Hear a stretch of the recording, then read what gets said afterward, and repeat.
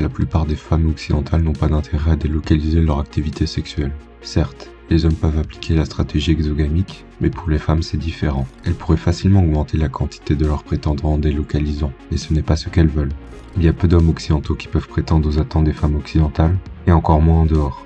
Les hommes des pays de réception ne leur conviennent que très rarement, du moins, bien moins souvent. Cette stratégie n'est pas compatible avec l'hypergamie, puisque l'exogamie ne garantit pas d'avoir des meilleurs partenaires, ou d'avoir plus de partenaires de meilleure qualité. Les femmes se sont alignées sur la demande locale, donc seul le marché occidental présente un intérêt, puisqu'il propose des hommes pouvant prétendre au prix des femmes occidentales.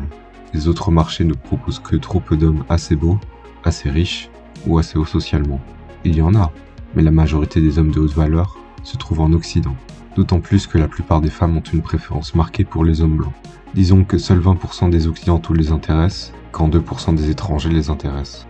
En d'autres termes, une femme occidentale ne peut pas espérer maximiser sa stratégie sexuelle en délocalisant son activité sur un marché externe. Le marché occidental propose déjà suffisamment d'offres de partenaires pour l'essentiel des femmes, surtout à leur ATH, donc pourquoi changer de pays si ce n'est même pas pour avoir mieux?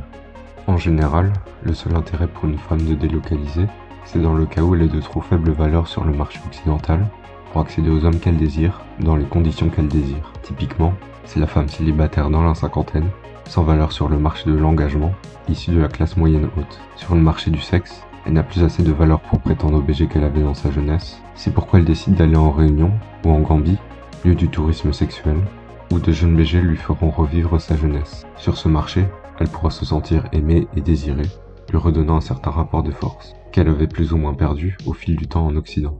Une femme de basse valeur n'aura que des demandes qu'elle ne désire pas sur le marché occidental et devra appliquer la stratégie exogamique pour obtenir un homme de valeur plus élevé pour un prix faible.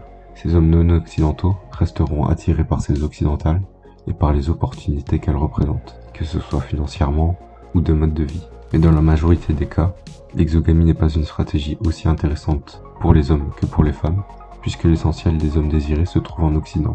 Donc non, la plupart des femmes n'ont pas d'intérêt à délocaliser leur activité sexuelle.